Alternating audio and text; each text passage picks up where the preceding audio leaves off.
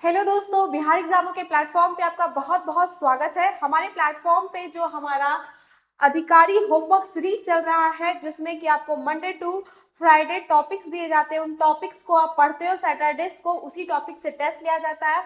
उसी का आपका टेस्ट फर्स्ट जो हुआ है एईडीओ के लिए, उस टेस्ट का साइंस सेक्शन का सॉल्यूशन अभी हम लेके आए हैं। चलिए फटाफट इसको देखते हैं और एक एक क्वेश्चन को सॉल्व करते हैं। आप लोग टेस्ट दे चुके होंगे। अब यहाँ देख लीजिए कि क्यों क्वेश्चन कैसे गलती हुआ और सही हुआ, तो बहुत अच्छी बात है। सबसे पहला प्रश्न यहाँ है, सयांता गुणांक निम्नलिखित कथनों पर विचार कीजिए। नीचे कुछ कथन दिए हुए हैं, उन कथनों पर क्या करना है, विचार करना है। पहला, सयांता गुणांक की एसआई इकाई पॉइजुल होता है। हाँ, तो बिल्कुल सही बोला जा रहा है कि सयांता गुणांक की एसआई इकाई जो होता है आपका पॉइजुल होता है। ठीक है, इस एसआई इकाई को और हम अगर बोलते हैं तो बोलते हैं पास्कल सेकंड बोलते हैं, या फिर इसे और आप बोल सकते हो तो न्यूटन हो गया, न्यूटन सेकंड पर मीटर स्क्वायर होता है। और इसका हम अगर सीजीएस यूनिट देखते हैं तो सीजीएस यूनिट को पॉइस बोलते हैं। ठीक है, अब देखिएगा, समझिएगा दूसरा कथन। एक मिनट और हम इसके बारे में जानते हैं, सयांता गुणांक आखिर है क्या। तो सयांता गुणांक जो है आपका सयांता से संबंधित है। सयांता किसे कहते हैं, तो सयांता का संबंध तरल पदार्थ से है। तरल में आपका आप गया द्रव भी आ जाएगा और साथ में तरल पदार्थ में आपका और क्या आता है, तो गैस आता है। तो द्रव या गैस के बहने में हुई रुकावट के कारण, मतलब अच्छे से बह नहीं रहा है, रुक रुक के बह रहा है, स्लो स्लो बह रहा है, तो रुकावट के कारण ही उसमें क्या आपका दिखने को मिलता है, सयांता गुणांक देखने को मिलता है। और इसका सबसे अच्छा एग्जाम्पल है आपका शहद। और शहद में आप शहद को बहा के गिरा के दिखाएगा तो धीरे धीरे गिरेगा, एक गाढ़ा जैसा पदार्थ गिरता है, इसमें सयांता गुणांक अधिक होता है। पानी की बात करें तो पानी बहुत आसानी से बह जाता है, तो उसमें सयांता गुणांक क्या होता है, कम होता है। तो ये सारी कहानी सयांता के बारे में थी। अब दूसरा आपका बोला जा रहा है, एक प्रकाश वर्ष 9.46 इंटू 10⁻15 मीटर, यहाँ मीटर में है तो 10⁻15 दिया गया है, ठीक है, के बराबर होता है। तो जो समय का मात्रक है, बिल्कुल गलत बात बोला है, ये समय का मात्रक नहीं है, ये दूरी का मात्रक है। लाइट ईयर, प्रकाश वर्ष किसका मात्रक है, दूरी का मात्रक है। जो भी खगोलीय पिंड है उसकी जो प्रकाश जा रही है वो आपका एक वर्ष में कितनी दूरी तय कर रही है, ये बताया जा रहा है। और दूरी की सबसे बड़ी इकाई की बात करें तो वो आपका होता है पारसेक। दूरी की सबसे बड़ी इकाई क्या होता है आपका, पारसेक होता है, जो कि लगभग 3.26 लाइट ईयर के क्या होता है, बराबर होता है। चलिए अब हम आते हैं, तो यहाँ पे सेकंड प्रश्न जाने के पहले सेकंड कथन आपका गलत हो गया, पहला कथन आपका सही हो गया। तो अब आते हैं नेक्स्ट प्रश्न पे। अगला प्रश्न है आपका, पृष्ठ तनाव का बीमीय सूत्र निम्नलिखित में से क्या होगा। जैसे ही बात किया गया है बीमा की, तो आपको बेसिक बीमा पता होना चाहिए। हम बेसिक बीमा में द्रव्यमान, तो द्रव्यमान मास के लिए हम कैपिटल एम का यूज करते हैं, और लंबाई, किसी तरह का लंबाई के लिए कैपिटल एल का, और समय, तो समय के लिए हम कैपिटल टी का इस्तेमाल करते हैं। ये बेसिक आपको पता होना चाहिए। यहाँ आपसे पूछा जा रहा है पृष्ठ तनाव का सरफेस टेंशन, तो surface tension is equal to formula होता है फोर्स बाई लंबाई, लेंथ, ठीक है, बल बटा लंबाई। अब फोर्स के लिए हम इसका फॉर्मूला और छोटा करते हैं फोर्स को, तो फोर्स इज इक्वल टू लिखते हैं मास इनटू क्या होता है, एक्सेलरेशन, मतलब कि त्वरण, द्रव्यमान गुना क्या हो गया, त्वरण, और नीचे क्या हो गया आपका लंबाई। अब एक्सेलरेशन को थोड़ा और छोटा करना पड़ेगा, तो मास इनटू क्या होता है, मीटर पर सेकेंड स्क्वायर, और एक ये क्या है नीचे में लेंथ। अब हम छोटा यूनिट में आ गया है तो सबको इस पे हम सेट कर लेते हैं। मास के लिए कैपिटल एम का इस्तेमाल करते हैं, कर दिए। मीटर के लिए, मीटर मतलब लंबाई, तो लंबाई के लिए हम एल का इस्तेमाल करते हैं। पर सेकेंड स्क्वायर, तो नीचे में आपका टी स्क्वायर हो जाएगा, और एक बचा हुआ नीचे में लेंथ है, तो लेंथ का एल, एल से एल यहाँ कैंसिल हो जाएगा, तो m के पावर 1, l तो है ही नहीं है तो l का पावर 0, और t पावर नीचे में 2 है, ऊपर में जाएगा तो -2। ये आ गया आपका किसका, तो पृष्ठ तनाव का। सेकेंड ऑप्शन से आपका क्या हो रहा है, मैच हो रहा है। अगर आप ये सीखे होंगे और ये बनाना सीख गए होंगे तो आप ट्राई जरूर कीजिएगा कि ये तीनों आखिर किसकी बीमा दी हुई है।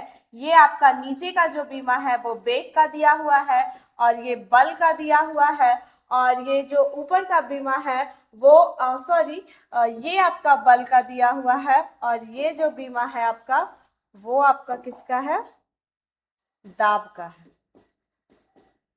ठीक है, खुद से आप ट्राई जरूर कीजिएगा। नेक्स्ट प्रश्न की ओर आते हैं। यहाँ भी कथन और कारण है, कथन और कारण को पढ़ते हैं। समान वेग से गतिमान एक कार और एक भारी ट्रक में से ट्रक को रोकने के लिए अधिक बल की आवश्यकता होगी। हाँ बिल्कुल सही बात है, ट्रक रोकने के लिए ज्यादा बल की आवश्यकता होगी क्योंकि वो भारी है, क्योंकि ट्रक का मास क्या है आपका, ज्यादा है। किसके मास से, तो कार के मास से। अगला कारण क्या बोला कि ट्रक का संवेग कार के संवेग से अधिक है। हाँ बिल्कुल सही है कि ट्रक का संवेग कार के संवेग से अधिक होगा। संवेग को मोमेंटम बोलते हैं, पी से सूचित करते हैं, और वो ट्रक का संवेग ज्यादा होगा कार के संवेग से, क्योंकि संवेग बराबर जानते हैं मास इंटू होता है वेलोसिटी। जब मास ज्यादा हो गया तो संवेग भी ज्यादा होगा, क्योंकि ये दोनों एक दूसरे का समानुपाती है। अब बोल रहा है अधिक बल की आवश्यकता होगी, तो न्यूटन के सेकेंड लॉ ऑफ मोशन से हम जानते हैं, मोशन गति के दूसरे नियम न्यूटन के द्वारा जो दिया गया है उसमें बताया गया है कि फोर्स जो होता है उसमें फोर्स जो लगाया जा रहा है, जो चेंज आ रहा है मोमेंटम में, उसी के क्या होता है, समानुपाती होता है। मोमेंटम की जो संवेग के दर में परिवर्तन आता है वो बराबर होता है किसके, फोर्स के। तो इसीलिए बल की आवश्यकता अधिक होगी। क्यों भाई, क्योंकि संवेग उसका क्या है, अधिक है। तो संवेग और फोर्स एक दूसरे का क्या है, डायरेक्टली प्रोपोर्शनल है, समानुपाती है। हाँ तो यहाँ पे आपका सही जवाब क्या हो जाएगा, ऑप्शन नंबर ए हो जाएगा, करेक्ट एक्सप्लेनेशन भी है। अगले प्रश्न पे आते हैं। एक पिंड को भूमि से थीटा कोण पर प्रारंभिक वेग v से प्रक्षेपित किया जाता है, तो इसकी अधिकतम ऊंचाई के बिंदु पर इसका वेग और त्वरण क्या होगा। ध्यान से समझिएगा, जब किसी वस्तु को हम क्या कर रहे हैं, थीटा कोण से, ये आपका क्षैतिज तल हो गया, और थीटा कोण से हम फेंक रहे हैं, तो इस तरीके से ये मतलब आपका इस तरीके से क्या बनाएगा, प्रोजेक्टाइल मोशन होगा, और उस पे हर एक बिंदु पे नीचे की ओर आपका कौन सा फोर्स लगेगा, ग्रेविटेशनल फोर्स लगेगा, जी लगेगा। अब आपसे पूछा क्या जा रहा है, इसके अधिकतम ऊंचाई के बिंदु पर इसका वेग क्या होगा। देखिए जब ये v वेलोसिटी से जा रहा है तो इसपे दो कंपोनेंट v का टूटेगा, एक क्षैतिज तल में टूटेगा जिसे बोलते हैं v cos थीटा, क्षैतिज तल में जो थीटा के बगल वाला जो लेते हैं कंपोनेंट वो cos आता है, और जो सीधा उससे दूर वाला होता है उसको बोलते हैं v sin थीटा। वो कोण के बगल वाला v cos थीटा, दूर वाला v sin theta. v sin theta यहाँ पे क्या हो जाएगा आपका, 0 हो जाएगा, क्योंकि हाइट जब मैक्सिमम होता है तो वेलोसिटी वहां पे क्या हो जाती है, 0, तो इसलिए ये वाला तो रहेगा ही नहीं बाई एक्सिस वाला। एक्स एक्सिस में कौन सा वेलोसिटी काम कर रहा है, तो v cos थीटा काम कर रहा है, तो v cos थीटा यहाँ भी है और यहाँ भी है। उसके बाद साथ में इसमें पूछा था त्वरण क्या होगा, तो त्वरण तो नीचे की ओर लगता ही रहेगा ना, ग्रेविटेशनल एक्सेलरेशन खींचता ही रहेगा अपनी ओर, तो नीचे की ओर जी लगेगा। ऑप्शन नंबर बी आपका क्या है, सही है। अगर आपको एच मैक्सिमम निकालना है क्या होगा, तो वहां पे हम निकालेंगे फॉर्मूला u स्क्वायर, अगर उसकी वेलोसिटी u है तो साइन स्क्वायर थीटा, अब बाई क्या निकलता है एच मैक्स निकालने के लिए 2g। ठीक है, चलिए निम्नलिखित में से कौन सा ग्राफ नीचे है, एक समान त्वरित गति, एक समान त्वरित गति का कौन सा ग्राफ है। ठीक है, जबकि v वेग को दिखा रहा है और t किसको दिखा रहा है, समय को। एक एक करके हम ग्राफ को देखते हैं।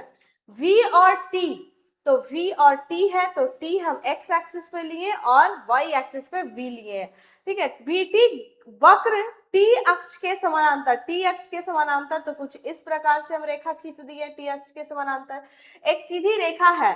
तो ये बताइएगा क्या बता रहा है, समय तो चेंज हो रहा है, वेलोसिटी आगे बढ़िए नहीं रहा है, यहीं पे वेलोसिटी कोई चेंज नहीं हो रहा, तो v आपका क्या हो गया, कांस्टेंट हो गया, नियत हो गया। v कांस्टेंट मतलब एक्सेलरेशन क्या हो गया, 0 हो गया। आपसे पूछा क्या था, एक समान त्वरित गति मतलब फिक्स या फिर समान समय अंतराल में समान वेग में जो आपका परिवर्तन आ रहा है उसी को हम बोलेंगे एक समान त्वरित गति। अगला देखते हैं, पॉजिटिव स्लोप वाली सीधी रेखा वीटी ग्राफ में, तो ये आपका टी है और ये वी है।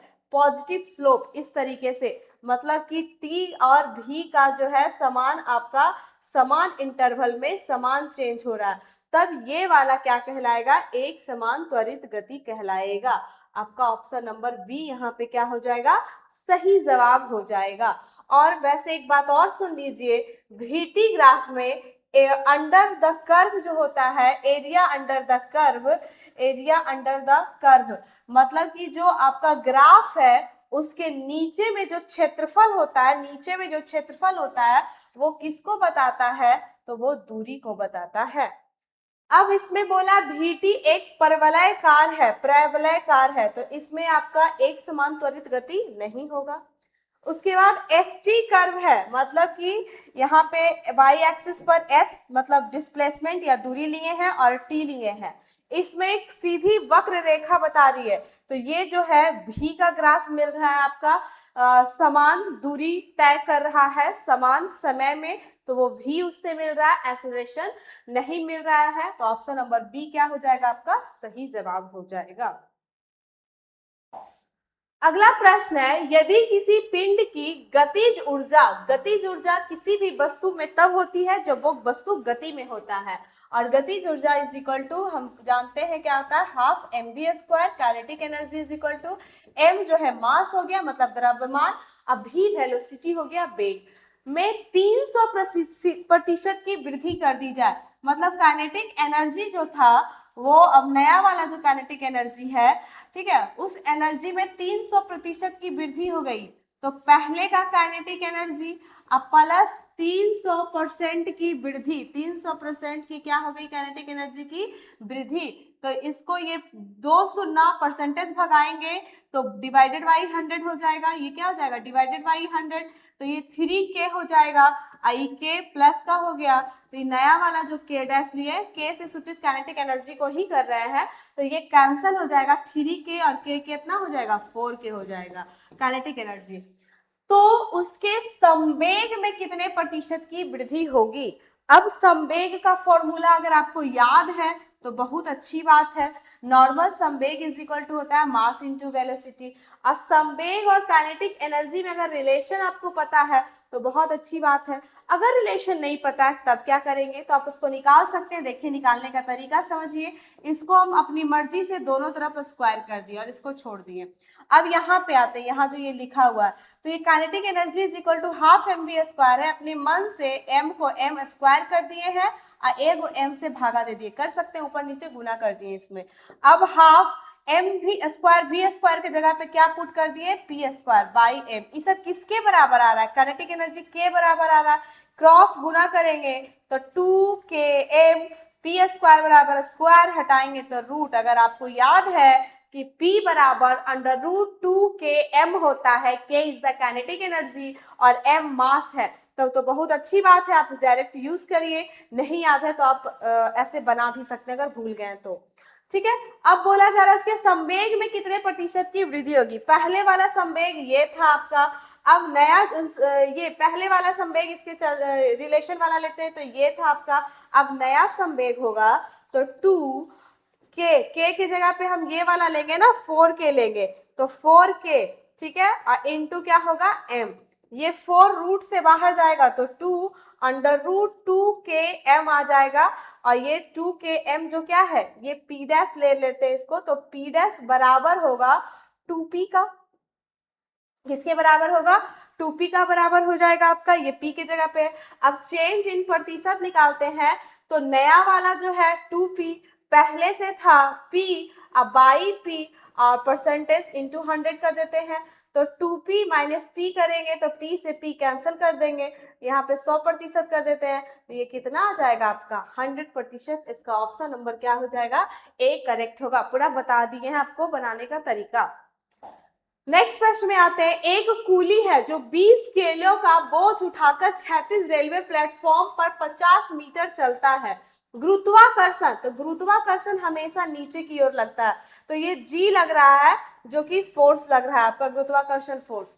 और वो कूली जो है इस तरीके से चल रहा होगा, तो दोनों के बीच में कोण कितने डिग्री का बना, 90 डिग्री का। कूली द्वारा किया गया कार्य पूछा जा रहा है, तो कार्य को हम लेते हैं एफ एस कॉस थीटा।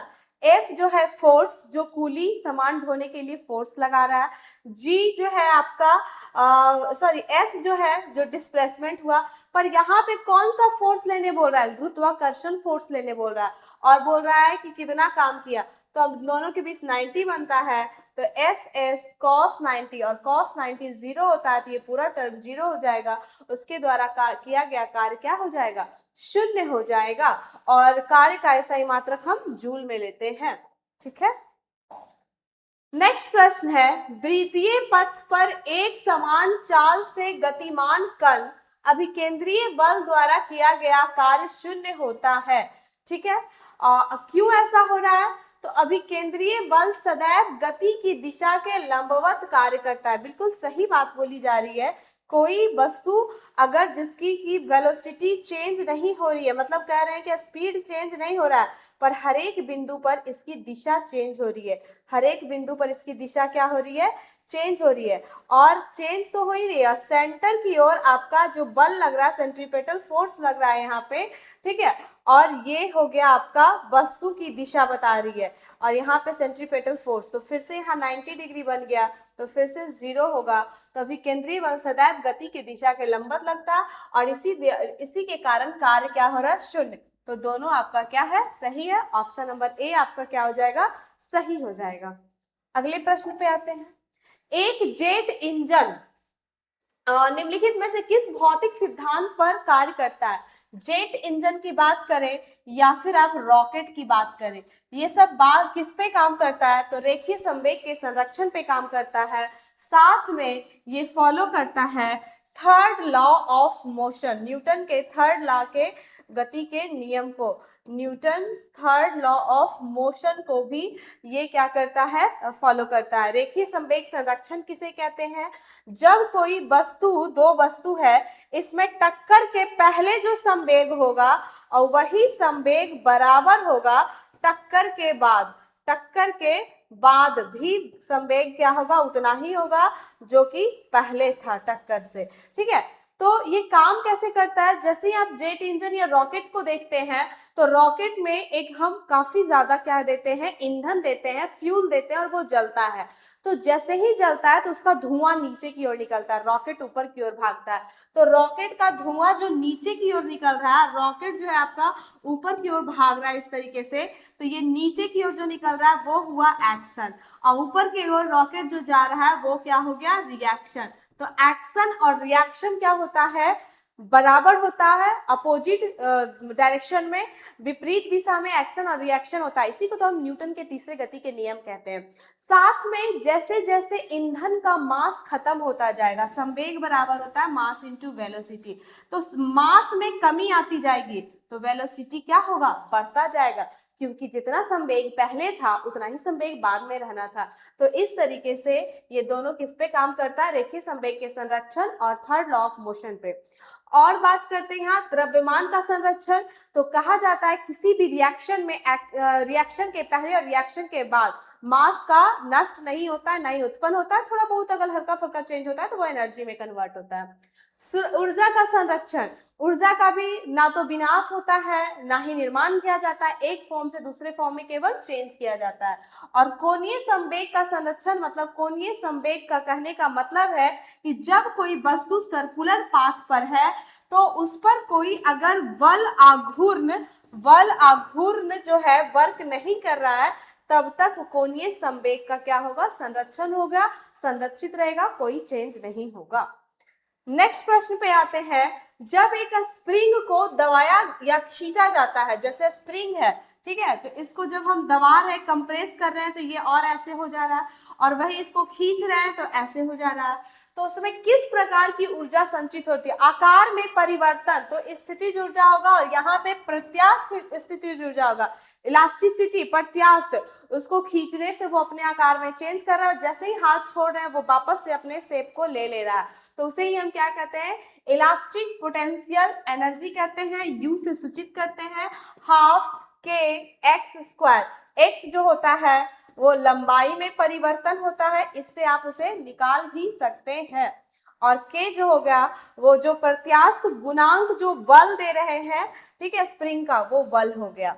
और गतिज ऊर्जा की बात करते हैं तो गति के कारण होता है, ये देख चुके हैं। गुरुत्वीय स्थितिज ऊर्जा जो होता है, इलेक्ट्रिक पोटेंशियल एनर्जी, वो आपका क्या होता है, पोटेंशियल एनर्जी क्या होता है आपका, हाफ, सॉरी mgh, हाफ नहीं होगा mgh, g आपका गुरुत्वाकर्षण जो त्वरण लग रहा है वो, h हाइट हो गया, m आपका मास हो गया। ऊष्मीय ऊर्जा जो होता है वो हीट करने पर मिलता है आपको, थर्मल एनर्जी। यदि पृथ्वी की त्रिज्या 1% घटा दी जाए जबकि उसका द्रव्यमान वही रहे, द्रव्यमान में कोई चेंज ना हो, तो पृथ्वी की सतह पर गुरुत्वीय त्वरण क्या होगा, तो गुरुत्वीय त्वरण स्मॉल g बराबर होता है capital G into mass of earth by radius of earth का होल स्क्वायर होता है। अब देखिएगा g यहाँ इनवर्सली प्रोपोर्शनल है रेडियस के वर्ग के। अब इसमें कमी कर रहे हैं, पृथ्वी की त्रिज्या में कमी कर रहे हैं, आर में कमी कर रहे हैं, जाहिर सी बात है ये क्या हो जाएगा, बढ़ जाएगा, क्योंकि यूनिवर्सली है। कितना बढ़ेगा आपको कैलकुलेट करने की जरूरत नहीं है, ये स्क्वायर है ना, तो आप याद रखिएगा स्क्वायर 2% बढ़ेगा, ठीक है। तो अगर वो 2% घटता तो उसका स्क्वायर कर देते तो 4%, 1% पे सिर्फ 2 ही, इंटू में 2 याद रखिएगा, इंटू 2 हो जाएगा, ठीक है, इस तरीके से। चलिए नेक्स्ट प्रश्न है आपका, एक उपग्रह पृथ्वी के चारों ओर वृत्ताकार कक्ष में चक्कर लगा रहा है, ठीक है। तो यदि इसका कक्षीय वेग v0 से, कक्षीय वेग को सूचित करते हैं जो होता है आपका सॉरी ये escape velocity under root gm by क्या होता है r, और वही एस्केप वेलोसिटी जो होता है अंडर रूट 2 gm बाई क्या होता है आपका r। तो इस तरीके से आपका ये घूम रहा है, तो आपसे पूछा जा रहा है कि इसके वेग में, पृथ्वी के गुरुत्वाकर्षण से मुक्त होकर पलायन करने के लिए इसके वेग में कितनी क्या करनी पड़ेगी, वृद्धि करनी पड़ेगी। तो आप इसके फॉर्मूला से खुद से भी निकाल सकते हो कितनी करनी पड़ेगी। आप देख सकते हैं कि v0 जो है वो √2 v0 बराबर है ve के, स्केप वेलोसिटी जो है √2 v0 के बराबर है, मतलब √2 गुना, लगभग प्रतिशत में निकालेंगे तो आपका 41.4% आएगा, क्योंकि √2 का वैल्यू क्या होता है 1.414 होता है, परसेंटेज में जब करेंगे आपका तो वो लगभग उतना वृद्धि आएगा। नेक्स्ट प्रश्न है, लिफ्ट में किसी व्यक्ति का आभासी भार, आभासी भार को आर से सूचित कर रहे हैं, उसके वास्तविक भार से अधिक कब प्रतीत होगा। लिफ्ट में जब व्यक्ति ऊपर की ओर जाता है तो उसका भार क्या हो जाता है, mg प्लस ma हो जाता है, ऊपर की ओर जा रहा है तब, और जब नीचे की ओर जा रहा है तब ये क्या होता है, mg माइनस ma हो जाता है, ठीक है। तो ये कौन सा ऑप्शन सही होगा, ऊपर जा रही है तब, जब लिफ्ट त्वरण a के साथ ऊपर जा रही है तो वास्तविक भार से अधिक प्रतीत होगा, क्योंकि दोनों जुट रहा है, नीचे आ रहा है तो घट रहा है। जब लिफ्ट एक समान वेग से ऊपर जा रही है, नहीं एक समान वेग से ऊपर जाएगा तो ऐसा भारी महसूस होगा ही नहीं, वेग में, त्वरण में आपका परिवर्तन हो रहा है, तभी हो रहा है वेग में परिवर्तन की वजह से। ए के साथ नीचे आ रही है, नीचे आ रही तो हल्का महसूस करेगा, जब लिफ्ट की डोरी टूट जाएगा तो फ्री फॉलिंग का केस हो जाएगा। चलिए, पृथ्वी के केंद्र पर किसी पिंड का भार, भार जो होता है वो एक तरह का फोर्स है और उसमें हम यूज करते हैं m इंटू जी। तो सेंटर ऑफ ग्रेविटी जो बोला जा रहा है पृथ्वी के केंद्र पर, तो पृथ्वी के केंद्र पर g 0 होता है तो वहां f भी 0 हो गया, मतलब वेट क्या हो गया, 0 हो गया, ठीक है। नेक्स्ट प्रश्न है, केपलर के ग्रह की गति के तृतीय नियम के अनुसार किस ग्रह का सूर्य के चारों ओर परिक्रमण काल का वर्ग किसके समानुपाती होता है, तो वो अर्ध दीर्घ अक्ष के घन, cube of semi major axis के क्या होता है, घन के बराबर होता है। आर स्क्वायर नहीं, तो सी ऑप्शन। केपलर के द्वारा 3 नियम दिया गया है। तो पहला नियम में आपका याद रखिएगा कि जो भी आपका सूर्य के चारों ओर ग्रह घूम रहे हैं वो दीर्घ वृत्ताकार कक्षा में घूम रहे हैं, पहला में बोला गया है। दूसरा में क्षेत्रफल संरक्षण का नियम बताया गया। अगर जैसे सूर्य यहाँ पे है, सन यहाँ पे है, आपका कोई ग्रह यहाँ पे है, सूर्य से नजदीक है और दूर है, तो जितना दूर रहेगा उसका स्पीड कम जाएगा और जितना नजदीक रहेगा उसका स्पीड क्या जाता है, बढ़ा हुआ रहता है। ये कैसे पता करते हैं, तो यहाँ एक काल्पनिक हम रेखा बनाते हैं और इससे एक त्रिभुज बनता है और यहाँ पे भी एक काल्पनिक रेखा बनाते हैं। ये दोनों क्षेत्रफल आपस में क्या होते हैं, बराबर, इसीलिए इसे क्षेत्रफल का संरक्षण का नियम भी कहते हैं दूसरे वाले को। और तीसरा तो होता ही है कि टी स्क्वायर जो होता है डायरेक्टली प्रोपोर्शनल होता है उसके आपका आर जो एक्सिस है उसके क्यूब का। नेक्स्ट क्वेश्चन है, शुद्ध जल में डिटर्जेंट या साबुन मिलाने पर उसके पृष्ठ तनाव पर क्या प्रभाव पड़ता है। शुद्ध जल में डिटर्जेंट या साबुन मिलाते हैं तो उसका पृष्ठ तनाव क्या हो जाता है, घट जाता है, क्योंकि संसंजक बल जो है, संसंजक बल जो होता है कमजोर पड़ जाता है और उसका पृष्ठ तनाव क्या हो जाता है, घट जाता है। अगले प्रश्न पे आते हैं, लोहे की सुई पानी की सतह पर तैरती है, क्यों तैरती है, पृष्ठ तनाव के कारण। पृष्ठ तनाव मतलब सरफेस टेंशन, मतलब पानी जो होता है एक जेली जैसा स्ट्रक्चर बना लेता है, तो ऊपर सुई रखेंगे या छोटा मोटा कीड़ा मकोड़ा रहेगा वो आसानी से उस पर तैर सकता है, तैरना क्या उस पर चल सकता है। बाकी है श्यानता, इसके बारे में बात हो चुकी है। प्लावन का नियम जो है, उत्प्लावन का नियम आर्किमिडीज के प्रिंसिपल से मिलता है। जब किसी वस्तु को पूरी तरह या आधा पानी में डुबाते हैं तो ऊपर की ओर एक फोर्स लगाता है, उसी को उत्प्लावक बल कहते हैं। और जो वस्तु डाल रहे हैं पानी में वो अपने भार के बराबर पानी भी विस्थापित करता है। ठीक है, केशिकत्व के कारण ही किसी भी केशिका ट्यूब में, नली में द्रव ऊपर चढ़ता है या फिर उतरता है। ठीक है, निम्नलिखित कथनों पर विचार कीजिए। वर्षा की बूंदों का गोलाकार होना पृष्ठ तनाव के कारण होता है। हाँ, बिल्कुल सही कह रहा है। तापमान बढ़ाने पर द्रवों की श्यानता बढ़ती है, नहीं, बिल्कुल गलत बात है। द्रवों की श्यानता क्या होती है, घटती है। जब हम तापमान बढ़ाएंगे तो जो श्यानता होगा उसके भी संसंजक बल कमजोर होगा, पानी संसंजक बल कमजोर होने से वो और पतला होगा तो उसकी श्यानता घटेगी, जबकि गैसों की श्यानता क्या होती है, बढ़ती है, क्योंकि इसमें काइनेटिक एनर्जी क्या हो जाएगा, बढ़ जाएगा। जैसे ही टेम्परेचर बढ़ेगा वैसे ही वेलोसिटी बढ़ेगा पार्टिकल्स का, काइनेटिक एनर्जी बढ़ेगा और काइनेटिक एनर्जी बढ़ेगा तो श्यानता भी क्या होगा, आपका बढ़ेगा। तो सेकंड गलत है, सिर्फ फर्स्ट सही है आपका। नेक्स्ट प्रश्न है, एक केस नली में द्रव के चढ़ने का कारण क्या है जब संपर्क कोण जो है न्यून कोण हो, मतलब कि जो एंगल है वो 90 से क्या हो, छोटा हो। तो ऐसा क्यों हो रहा है, तो ऐसा हो रहा है आसंजक बल जो होता है संसंजक बल से क्या होता है, अधिक होता है, इसी के कारण द्रव का चढ़ता है। और अगर आपका ये जो थीटा कोण जो बन रहा है, संपर्क कोण, वो 90 डिग्री से बड़ा हो जाए, ठीक है, तो जब 90 डिग्री से बड़ा हो जाता है तो आप देखते हैं कि जो शीशा का थर्मामीटर बना हुआ रहता है उसमें जो पारा रहता है, तो पारा भी तो आपका रहता है उसमें, तो पारा जो होता है अचानक से जो नीचे आता है तो वहां पे ससंजक बल मजबूत होता है असंजक बल से, इसलिए पारा जो होता है शीशा को बिल्कुल नहीं भिगोता है। ठीक है, यहाँ जो ये लिखा हुआ नहीं भिगोएगा। ससंजक बल असंजक बल कहते कि किसको, ये समझिएगा। ये मान लेते हैं कोई कंटेनर है किसी चीज का बना हुआ, अब इसके बीच में पानी है, तो पानी पानी के बीच में जो बल लग रहा है वो ससंजक कहलाएगा। अब यहाँ पे ये जो दीवाल है बर्तन वाला और जो पानी है, तो दीवाल जो है बर्तन वाला और वो जो पानी है उसके बीच में जो फोर्स लग रहा है उसे हम क्या बोलते हैं, असंजक बल लगता है। और जब आपका असंजक बल संसंजक बल से अधिक होता है तो वो दीवार उसकी भींगती है, नहीं, कम होता है तो दीवार नहीं भींगती है। अगला प्रश्न है, बर्नौली का प्रमेय द्रव गति शास्त्र फ्लूइड डायनेमिक में निम्नलिखित में से किस भौतिक राशि के संरक्षण पर आधारित है।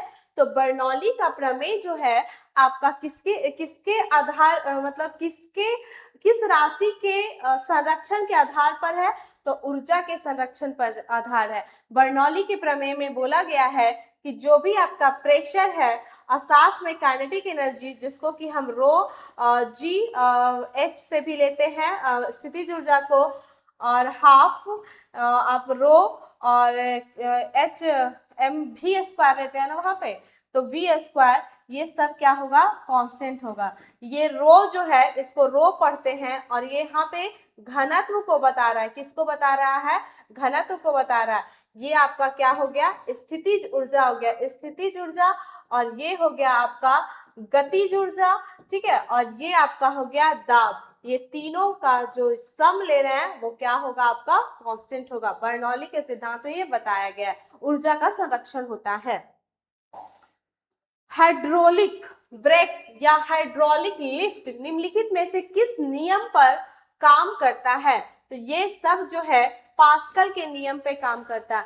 पास्कल का नियम कहा क्या जाता है कि कोई भी बंद आपका एक कंटेनर है या फिर जो भी है उसमें फ्लूइड भरा हुआ है, अब इसमें हम क्या लगा रहे हैं, दाब लगा रहे हैं, तो ये दाब जो है सभी दिशाओं में सभी तरफ समान रूप से लगता है। इसी पे आपका हाइड्रोलिक ब्रेक या हाइड्रोलिक लिफ्ट काम करता है। बॉयल का नियम जो बताता है, P मतलब प्रेशर और V मतलब वॉल्यूम, तो प्रेशर और वॉल्यूम एक दूसरे का क्या होता है, व्युत्क्रमानुपाती होता है। ये बॉयल के नियम से पता चलता है। और ये जो है आपका स्टोक का नियम, स्टोक का नियम ये सयांता द्रव से संबंधित है। सयांता द्रव या फिर गैस में, द्रव या गैस में जब किसी गोलीय वस्तु को रखा जाता है, जैसे कि हम लोहे का एक गोला ले लिए हैं, उसे रखा जाता है और ये आपका भी वेग से, इसका कुछ मास होगा और भी वेग से क्या कर रहा है, ये वेलोसिटी से आपका मूव कर रहा है, तो ये सयांता द्रव जो है वो क्या करेगा, उसका विरोध करेगा। विरोध करेगा तो एक तरह का फोर्स निकालेगा, वही इसमें स्टोक्स का नियम वही कहलाता है, उसी फोर्स के क्या होता है, बराबर होता है। ठीक है, तो इस तरीके से ये आपका निकलता है। ये निकलता कैसे है, तो ये 6 पाई एन ईटा और इंटू आर और इंटू वी, वी वेलोसिटी है, आर जो है आपका त्रिज्या है, किसका त्रिज्या, ये जो गोल वस्तु लिए हैं उसका, एन इसको ईटा पढ़ते हैं, क्या पढ़ते हैं, ईटा, पर यहाँ पे ये क्या है, सयांता गुणांक है, क्या है आपका, सयांता गुणांक, ठीक है, और पाई का वैल्यू आप 22/7 या 3.14 है, ठीक है, तो इस तरीके से इसको निकाला जाता है, स्टोक्स के नियम में यही बताता है। अगला प्रश्न है, जब बर्फ का एक टुकड़ा पानी से भरे बीकर में तैर रहा होता है और वह पूरी तरह से पिघल जाता है, तो बीकर में पानी के स्तर पर क्या प्रभाव होगा, वह पानी का स्तर वही रहेगा, कोई चेंज नहीं होगा। आप खुद सोचिए, जब वो तैर रहा होगा तो जैसे ही उसको हम डाले होंगे, वो अपने भार के बराबर पानी विस्थापित किया होगा, तो उसी टाइम में ना स्तर में चेंज होगा जो होना होगा, ठीक है, पर जब वो पिघल जाएगा तो अपने लिए तो एक जगह बना ही लिया था, उसी जगह में उसका पानी चला जाएगा, तब उसके स्तर में कोई चेंज नहीं होता है। नेक्स्ट प्रश्न है, समुद्र तल से ऊंचाई पर जाने पर वायुमंडलीय दाब घट जाता है, वायुमंडलीय दाब क्या होता है, घट जाता है, इसका जल के क्वथनांक पर क्या प्रभाव पड़ता है, तो जब भी कोई भी तरल जो बॉइल कर रहा है, उबल रहा है, वो निर्भर ही करता है वायुमंडलीय दाब पर। अब वायुमंडलीय दाब घट गया तो जल का क्वथनांक भी क्या हो जाएगा, आपका घट जाएगा, मतलब कम ही टेम्परेचर पे पानी उबलने लगेगा। पहाड़ों पे भी जाते हैं तो कम ही टेम्परेचर पे पानी जरूर उबल जाता है, पर खाना देर से ही पकता है, ठीक है। अगला प्रश्न है, प्रत्यास्थ सीमा इलास्टिक लिमिट के भीतर प्रतिबल और विकृति का अनुपात क्या कहलाता है, तो प्रतिबल और विकृति का अनुपात क्या कहलाता है, आपका हुक का नियम, इसे ही कहा जाता है, हुक का नियम इसे ही कहा जाता है, प्रत्यास्थ गुणांक कहलाता है। पॉइसन अनुपात क्या कहलाता है, तो इसका संबंध भी प्रतिबल और विकृति से ही है, पर पार्श्व मतलब लंबाई, प्रतिबल अगर लंबाई प्रतिबल कर रहे हैं, लंबाई में आपका फोर्स लगा रहे हैं, तो उसका अनुदैर्घ्य मतलब उसका मोटाई में भी क्या हो रहा है, विकृति होगा, तो ये आपका कहलाता है पॉइसन अनुपात।